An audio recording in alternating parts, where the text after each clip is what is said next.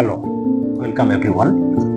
আমরা গত ক্লাসে পেজ নাম্বার 72 এবং 73 of alias Jimmy Valentine written by O Henry আমরা পড়েছি। আজকে ঠিক তার পর থেকে অর্থাৎ 74 এবং 75 পাতাটা আমরা পড়ে তার লাইন বাই লাইন অর্থ বোঝার চেষ্টা করব। তো চলো শুরু করি। Let's start. One day Jimmy sat down in his room. একদিন জিমি তার ঘরে বসেছিল বা বসলো and wrote this letter এবং এই চিঠিটি লিখে ফেললো। which he mailed যেটা সে পাঠালো ডাক মারফত to the safe address of one of his old friend in Saint Louis. অর্থাৎ সেন্ট লুইসে তার একজন পুরাতন বন্ধু থাকে, তার একটি নিরাপদ ঠিকানায় সে এই চিঠিটি লিখে পাঠালো। চিঠিতে লিখলো, ডিয়ার ওল্ড পাল। ডিয়ার পাল মিন্স ফ্রেন্ড, অর্থাৎ আমার প্রিয় পুরাতন বন্ধু। I want you to be at Sullivan's place. আমি চাই তুমি আমার সাথে দেখা করো সালিভানের প্লেসে, অর্থাৎ সালিভানের সেই যে স্থান রয়েছে সেখানে, ইন লিটল রকেতে। নেক্সট ওয়েডনেসডে নাইট, পরের বুধবার রাত্রিতে, অ্যাট 9 o'clock, অর্থাৎ ঠিক রাত্রি 9টায় বুধবারে লিটল রকের সালিভান প্লেসে আমি উপস্থিত থাকবো, তুমি আমার সাথে দেখা করবে। I want you to wind up some little matters for me, যেখানে আমি আমার কিছু কথা তোমার সাথে আলোচনা করব বা তোমাকে বলবো। and also I want to make you a present of my kit of tools. শুধু তাই নয়, তার সাথে আমি আমার যে যন্ত্রপাতির সেট রয়েছে, বার্গার্স টুল, যেটা নিয়ে আমি খুব গর্বিত ছিলাম বা সকলেই জানে আমার কাছে সেরা সেট রয়েছে, সেটা আমি তোমাকে উপহার দিতে চাই। I know you will be glad to get them. আমি জানি তুমি এগুলো পেলে খুবই আনন্দিত হবে। You could not duplicate the lot for $1,000. কারণ তুমি তো জানো যে যদি $1,000ও খরচা করো এইগুলোর নকল তুমি বানাতে পারবে না। এমন অনেক কিছু আছে যেগুলোর নকল বানাতে পারবে না। সে বিলি, জানো বিলি বলতে কি, I have quit the old business a year ago. তোমায় বলেই বলছি, আমার সেই পুরনো ব্যবসাটা বা পুরনো অপকর্মটা আমি 1 বছর আগেই ছেড়ে দিয়েছি, জানো বিলি। তাহলে এখানে বন্ধুর নাম পাওয়া গেল, বিলি। I have got a nice store. এখন আমার একটা খুব সুন্দর দোকান আছে। and I am making an honest living, এবং আমি অত্যন্ত সৎভাবে জীবনযাপন করছি। and I am going to marry the finest girl on earth 2 weeks from now. আর সব থেকে বড় খবর হলো, ঠিক আজ থেকে 2 সপ্তাহের মধ্যে আমি পৃথিবীর সব থেকে সুন্দরতম মহিলাকে বিয়ে করতে চলেছি। প্রত্যেক স্বামী স্ত্রীর কাছেই তাদের যারা প্রিয় পাত্র বা পাত্রী, তাদের তো একটু বেশি পছন্দ হয়। তো জিমি তো প্রথম দেখাতেই অ্যানাবেলের প্রতি সে মুগ্ধ, প্রতিদিন সে ডে বাই ডে ক্যাপটিভেটেড হয়ে যাচ্ছে। সেই অবস্থায় তার বন্ধুকে তার আবেগটা প্রকাশ না করে পারছে না, এবং অ্যানাবেলকে তাই finest girl of the earth, পৃথিবীর মধ্যে সব থেকে সুন্দরতম মহিলা বলে জিমি অ্যাড্রেস করছে বিলির কাছে। ইটস দ্য অনলি লাইফ বিলি, দ্য স্ট্রেট ওয়ান। তারপরেই বলছে, জানো বিলি, এটাই জীবন, সত্যিকারের সহজ সরল সৎ জীবন, এর মধ্যে কোনো চাপ নেই, এটাই জীবন বিলি। I would not touch a dollar of another man's money now for $1 million. বলছে এখন যদি আমাকে কেউ লক্ষ লক্ষ ডলারও দেয় না, তাহলেও আমি কোনো মানুষের $1 আমি ছোঁবো না, অর্থাৎ অসৎভাবে আমি একটি পয়সাও উপার্জন করতে চাই না, জানো বিলি। তো এটা বিলিকে সে জানিয়ে দিল, অর্থাৎ সে যে সৎ হয়ে গেছে, সে যে আর খারাপ কাজে জড়িত হতে চায় না, এটা এই অংশে লেখক পরিষ্কার বোঝাতে চাইছেন জিমির এই স্বীকারোক্তি বা চিঠির মাধ্যমে। After I get married, I am going to sell out and go to west. তার পরবর্তী পরিকল্পনাও সে তার বন্ধুকে বলে দিচ্ছে কি না, বিয়ের পরে জিমি এই সব কিছু বিক্রি করে দেবে, বিক্রি করে সে চলে যাবে পশ্চিমে, সেখানে গিয়ে সে নতুন করে সেটেল করবে, যাতে তার পুরনো পাপ বা পুরনো অপরাধ কোনোভাবে তাকে আর বিব্রত করতে না পারে। এবং এই কথাটাই বলছে, where there won't be so much danger of having old scores brought up against me. অর্থাৎ আমার বিরুদ্ধে সেই যে পুরাতন দাগগুলো, সেগুলো যেন আর আমার কাছে কখনো ফিরে না আসে। I tell you বিলি, আমি তোমায় আবার বলি বিলি, she is an angel. সে একেবারে একজন দেবদূত বা পরী, মেয়েদের ক্ষেত্রে এটাকে পরি বলা হয়, দেবদূত ছেলেদের ক্ষেত্রে আমরা বলি অ্যাঞ্জেলের। তো জানো সে সত্যি রূপে যেন একটা পরি। আর কথা বলছে না, এখানে অ্যানাবেলের কথা বলছে। সি বিলিভস ইন মি, সে আমায় বিশ্বাস করে জানো তো।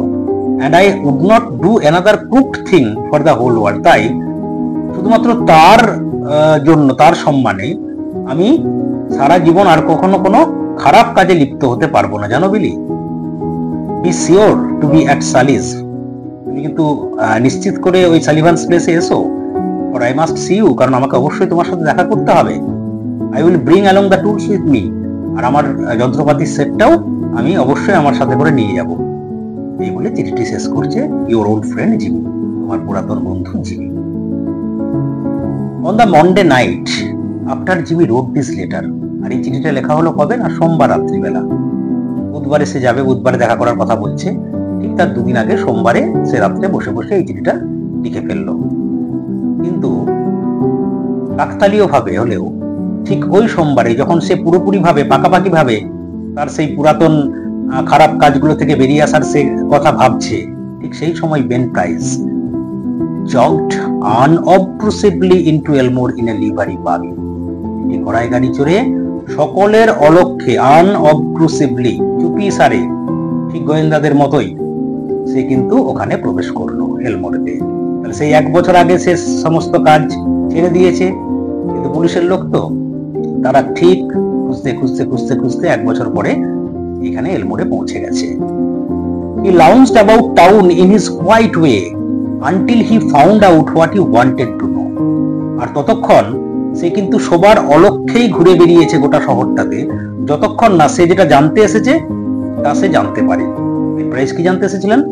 বেন প্রাইস জানতে এসেছিলেন যে সত্যিই জিমি এখানে এসে পৌঁছেছে কিনা, বা জিমি নামে তো এখন নেই, তার নতুন নাম নিয়েছে, রাল্ফ ডি স্পেন্সার বলেই তাকে সবাই চেনে এলাকাতে। ওই রাল্ফ ডি স্পেন্সারই জিমি কিনা, এইগুলো সব নিশ্চিত হওয়ার বিষয় আছে। তাহলে যতদিন না সেটা নিশ্চিত হচ্ছেন বেন প্রাইস, ততদিন তিনি ঠিক করলেন যে তিনি তার উপস্থিতি জানান দেবেন না, সবার অলক্ষ্যে থেকেই তিনি তার কাজটা করতে লাগলেন। From the drug store across the street from Spencer's store, he got a good look at Ralph Dispenser. অর্থাৎ রাল্ফ ডি স্পেন্সারের জুতোর দোকানের ঠিক উল্টো দিকে যে তোমার একটা ওষুধ দোকান ছিল, ড্রাগ স্টোর, সেই ওষুধ দোকান থেকে একদম সকলের অলক্ষ্যে তিনি একটা নিবিড় ভাবে লক্ষ্য রাখতে লাগলেন, ঠিক আছে, যে ওই লোকটি আসলে কে।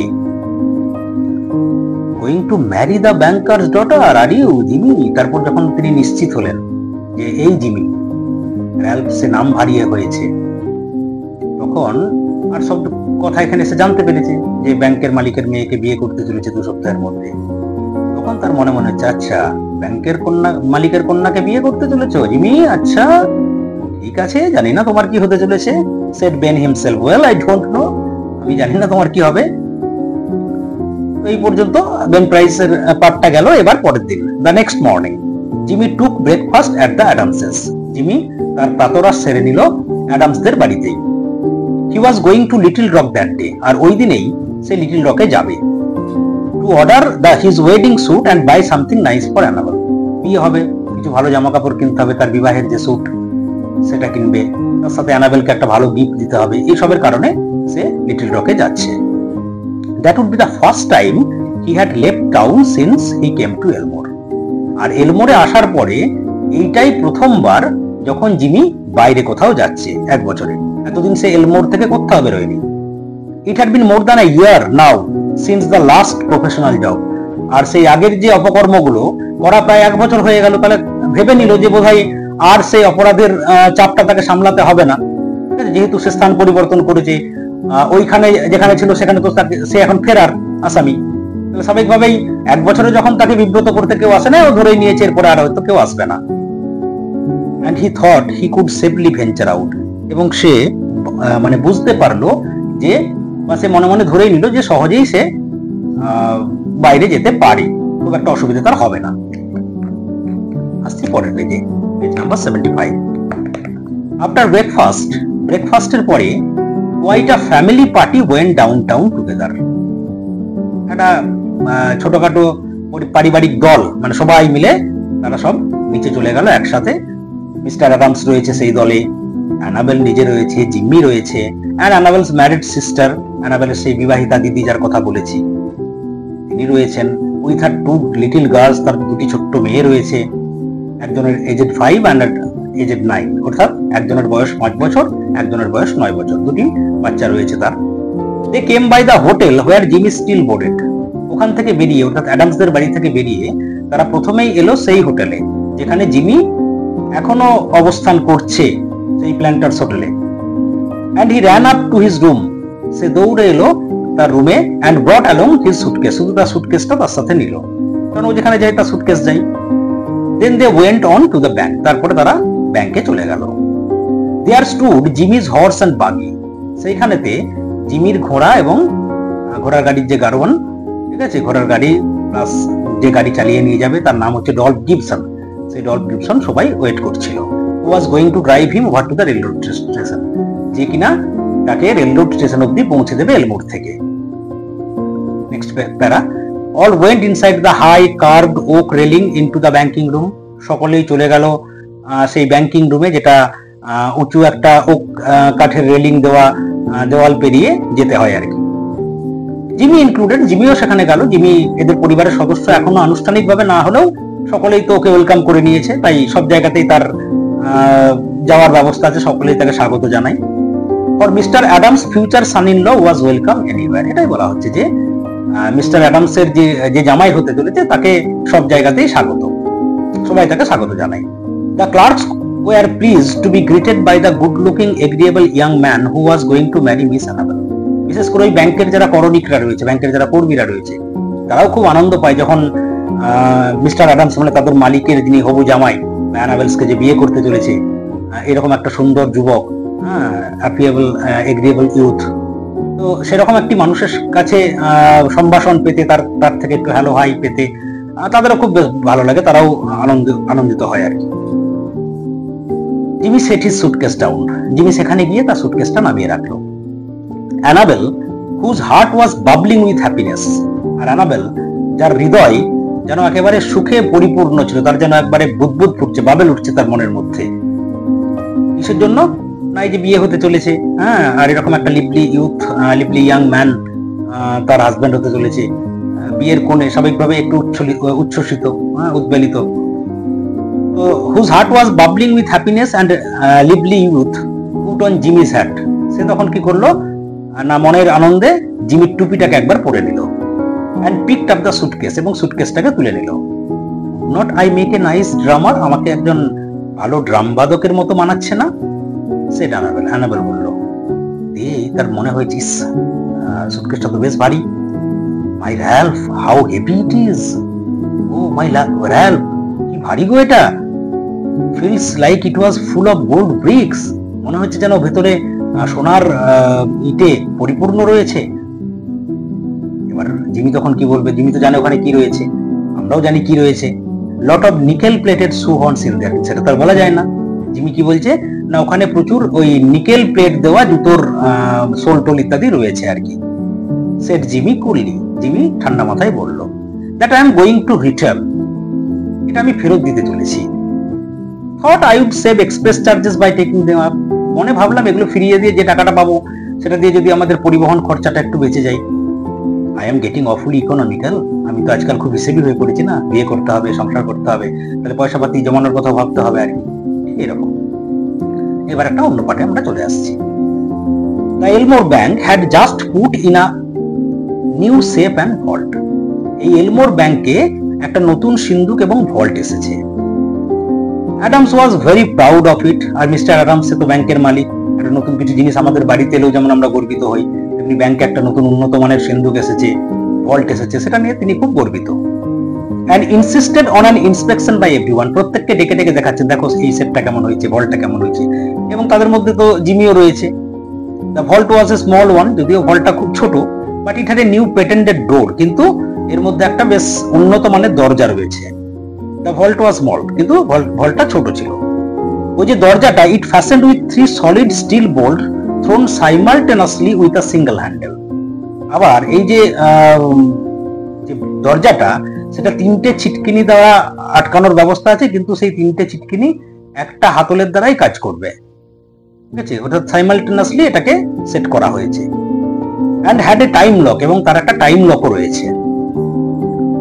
Mister Adams beamingly explained its working to mister Spencer. Mister Adams তার হবু জামাইকে তিনি সব প্রশংসভাবে আর কি গর্বিতভাবে এর সবকিছু ফাংশনগুলো বর্ণনা করতেছিলেন। কিন্তু যেমনটা হয়ে থাকে, জিমি তো এইসব বিষয়ে আগে থেকেই এক্সপার্ট, সেটা তো আর মিস্টার অ্যাডামস জানে না, বাট জিমি জানে। এবার হেডমাস্টারকে যদি 1 এর অঙ্ক শেখানো হয়, যেমনটা বিষয় দাঁড়ায় তেমনটাই হচ্ছে আর কি। তো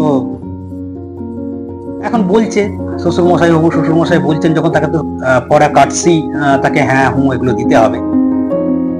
তো who showed a courteous but not too intelligent interest, যে যাক সৌজন্যের খাতিরে হ্যাঁ হুঁ দিচ্ছিল, তার হবু শ্বশুরমশাইয়ের কথা শুনছিল, কিন্তু খুব একটা তার আগ্রহ জাগেনি, কারণ এ তো এগুলো সব জানে অলরেডি, তার সবকিছু জানা আছে। He is a master of this type of words and shapes. The two children May and Agatha were delighted. কিন্তু ওই দুটি মেয়ে, মানে মেয়ে এবং আগাথা, অর্থাৎ অ্যানাবেলের দিদির যে দুই মেয়ে, বড় মেয়ে হচ্ছে মেয়ে অফ 9 years old, আর ছোট মেয়ে হচ্ছে Agatha who is of 5 years old। তো সেই দুটি মেয়ে যেহেতু বাচ্চা মেয়ে, ওদের কাছে এই জিনিসটা খুব ভালো লেগেছে। They were delighted by the shining metal and funny clock and knobs। তারা কিন্তু এগুলো নিয়ে খুব গর্বিত, এরকম এই সুন্দর সুন্দর ফানি ক্লকস রয়েছে, টাইম লকের নবগুলো রয়েছে, এগুলো নিয়ে তাদের খুব ভালো লাগছে। While they were thus engaged, আর যখন তারা এইসব নিয়ে ব্যস্ত, Ben price sauntered in and leaned on his elbow। ঠিক সেই সময় চুপি সারে বেন প্রাইস ওই ব্যাংকের মধ্যে ঢুকে পড়লো এবং তার কবিয়ে পর দিয়ে সে নুয়ে দাঁড়িয়ে দেখতে লাগলো, looking casually inside between the railings. এবং রেলিং এর ভেতরে কি চলছে সেটা খুব ক্যাজুয়ালি, অর্থাৎ সাধারণভাবে দেখতে লাগলো। He told the teller that he did not want anything. যখন ওই ব্যাংকের যিনি টেলার থাকেন, একজন তো ওই রিসেপশনে থাকেন না, যে আপনি কি জন্য এসেছেন, কি কাজ আছে, সেই ব্যাংক টেলারকে উনি বললেন যে না, আমার বিশেষ কোনো কাজ নেই, আমি একজনের সাথে এসেছি। He just waiting for a man he new.